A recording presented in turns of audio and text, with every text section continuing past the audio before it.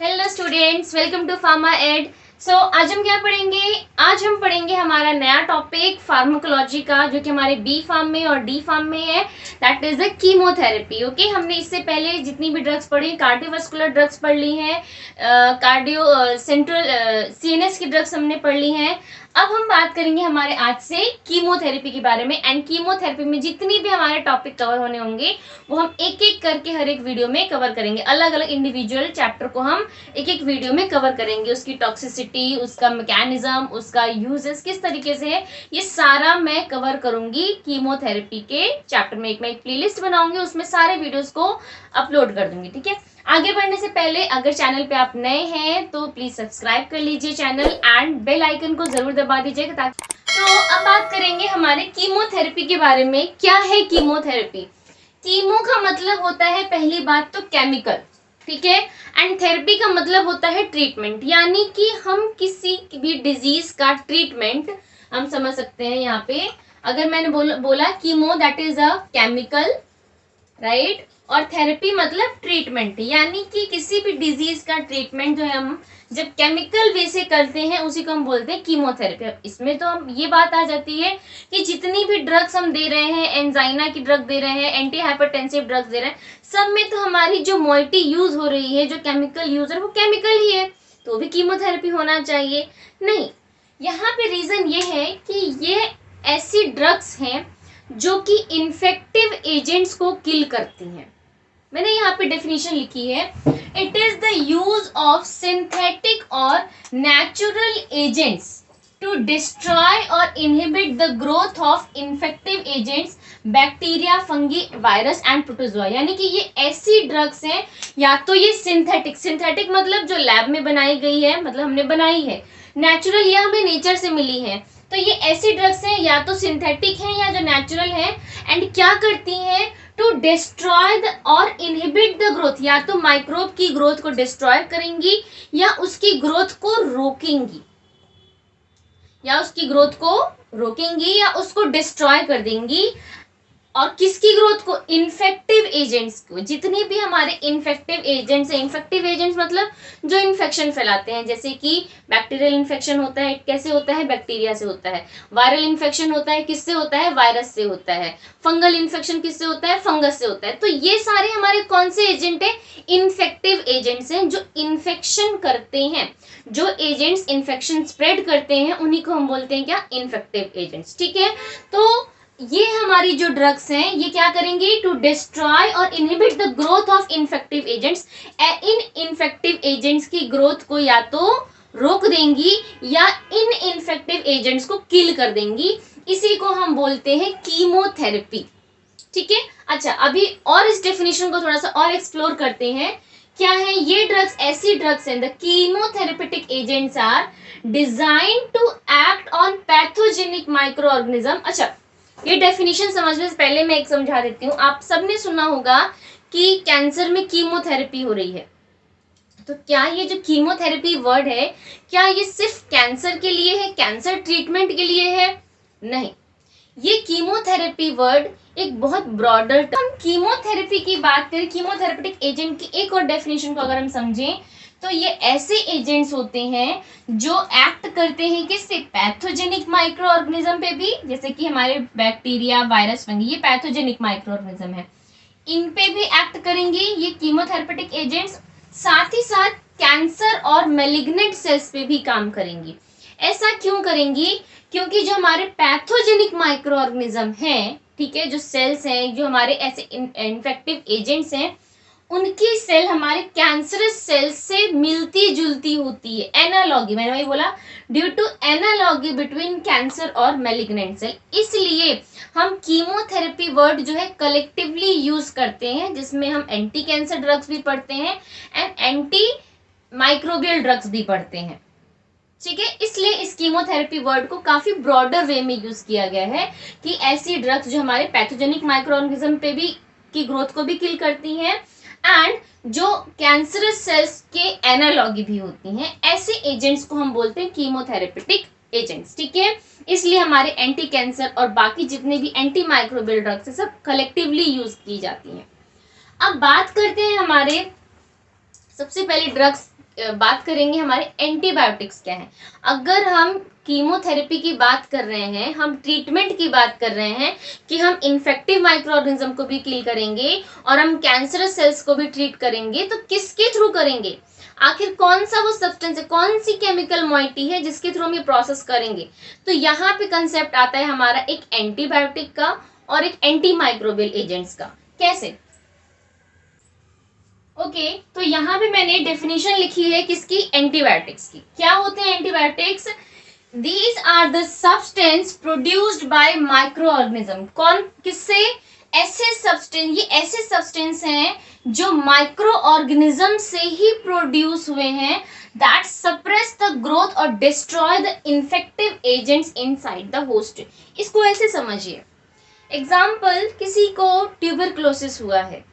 Tuberculosis क्या है? एक बैक्टीरियल डिजीज है, ठीक है, जो किससे होती है? माइकोबैक्टीरियम ट्यूबरकुली नाम के बैक्टीरिया से।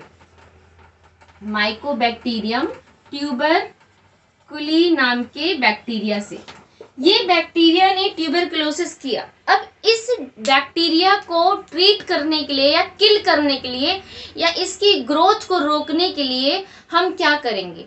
हम क्या करते हैं कि सेम ही बैक्टीरिया को यूज करके या सेम ही माइक्रो ऑर्गेनिज्म को यूज करके एंटीबायोटिक बनाते हैं। एंड देन ये माइक्रोब उस बॉडी के अंदर या होस्ट के अंदर, जो जिसके अंदर इन्फेक्शन होता है उसको हम होस्ट बोलते हैं, ये माइक्रोब उस होस्ट के अंदर जाकर के जो डिजीज स्प्रेडिंग ट्यूबरकुली है, जो डिजीज कर रहा है, उसकी ग्रोथ को ये किल करेगा एंड सप्रेस करेगा, राइट। तो यहाँ यही कंसेप्ट है हमारे एंटीबायोटिक का। ये ऐसी ड्रग्स होती हैं जो सेम माइक्रो ऑर्गेनिज्म से ही बनाई जाती हैं, जो सेम डिजीज को ट्रीट करनी है। अगर वायरल इन्फेक्शन है तो वायरस से ही बनाई जाएगी, अगर बैक्टीरियल इन्फेक्शन है, फंगल इन्फेक्शन है, तो वो सेम माइक्रो ऑर्गेनिज्म से बनाई जाएगी एंड उसी माइक्रो ऑर्गेनिज्म को किल करेगी जो होस्ट के अंदर सेम पाया जा रहा है। यही डेफिनेशन बोल रही है, लेकिन यहाँ पे कंडीशन क्या है? Without affecting the host. लेकिन ये एंटीबायोटिक होस्ट को कोई नुकसान नहीं करेगी, क्योंकि ये हम इतने लो डोज कंसंट्रेशन में दे रहे हैं। लो डोज कंसंट्रेशन का मतलब क्या है? स्मॉल अमाउंट में। तो इतने स्मॉल अमाउंट में दिया जा रहा है कि ये होस्ट के अंदर, यानी कि जो पर्सन है जिसको दे रहे हैं उसी को हम होस्ट बोल रहे हैं, उस पर्सन के अंदर ये कोई भी डिजीज क्रिएट नहीं करेगी, ये सिर्फ उस माइक्रो ऑर्गेनिज्म को किल करेंगी। तो ये है हमारा एंटीबायोटिक का कंसेप्ट कि ये ऐसी ड्रग्स होती हैं जो माइक्रो ऑर्गेनिज्म से ही प्रोड्यूस होती हैं, बट क्या करती हैं? दैट सप्रेस द ग्रोथ और destroy the infective agent without affecting the host. इसको हम बोलते हैं एंटीबायोटिक। अब एक और डेफिनेशन है यहाँ पे जिसको हम बोलते हैं एंटी माइक्रोबियल एजेंट, यानी कि कैसे एजेंट? यहाँ पे थोड़ा एंटीबायोटिक्स, क्योंकि हर एक डिजीज के लिए हमारे पास इन्फेक्टिव एजेंट हमें अवेलेबल नहीं है, तो कुछ हम एंटीबायोटिक्स या कुछ एजेंट्स को हम सिंथेटिक क्या बोलते हैं, सिंथेसाइज करते हैं लैब में, उनको एक एंटीबायोटिक बनाने के लिए। मतलब ऐसे एजेंट्स जो हम लैब में प्रिपेयर कर रहे हैं और वो एजेंट इन्फेक्शन को ट्रीट करेंगे, ऐसे एजेंट्स को ही हम क्या बोलते हैं? Anti microbial agent. ये जरूरी नहीं कि ये नेचुरल ही हो, ये सिंथेटिक भी हो सकते हैं, ये आप लैब में भी प्रिपेयर किए जा सकते हैं एंड ये हमारे सेम इन्फेक्टिव एजेंट को ही किल करेंगे, इसलिए इनको हम बोलते हैं एंटी माइक्रोबियल एजेंट। सो अब जो हम पढ़ेंगे, हम एंटी माइक्रोबियल एजेंट्स ड्रग्स पढ़ेंगे। अब इसमें एक आपका मैंने बताया कि क्या, कीमोथेरेपी, कैंसर की कीमोथेरेपी, वो हम सबसे लास्ट में पढ़ेंगे एंड उसके क्लासिफिकेशन, उसके बारे में हम डिटेल स्टडी सबसे लास्ट में करेंगे। उससे पहले हम अपने जितने भी टॉपिक्स हैं उसको कवर कर लेते हैं, ठीक है। अब आती है बात हमारे classification of anti microbial agent की। मैकेनिज्म की अगर हम बात करें कि जो हमारी जितनी भी एंटी माइक्रोबियल ड्रग्स है ये किस मैकेनिज्म पे काम कर रही हैं, उसके बेसिस पे यहाँ पे हम क्लासिफाई करेंगे उन ड्रग्स को, ठीक है, कि कौन से हमारे एंटी माइक्रोबियल ड्रग्स किस मैकेनिज्म पे किल कर रही हैं। अच्छा, यहाँ पे हमें एक चीज याद रखनी, किसको किल करना है? इन्फेक्टिव एजेंट्स को। किसको? इन्फेक्टिव एजेंट्स को। कौन किल करेगा?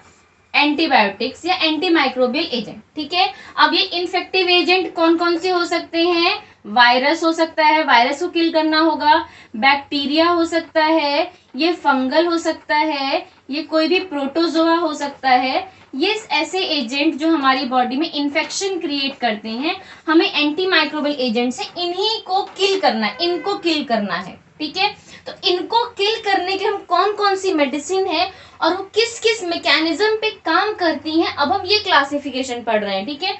इसको आगे पढ़ने से पहले मैं आपको एक जनरल लेआउट दे देती हूँ। क्या है लेआउट? देखिए, ड्रग्स को समझने से पहले हमें ये समझ लेना चाहिए कि हमारी ड्रग्स काम किस पे करेंगी, ताकि हमारे लिए क्लासिफिकेशन जो है वो थोड़ा सा इजी हो जाएगा, ठीक है।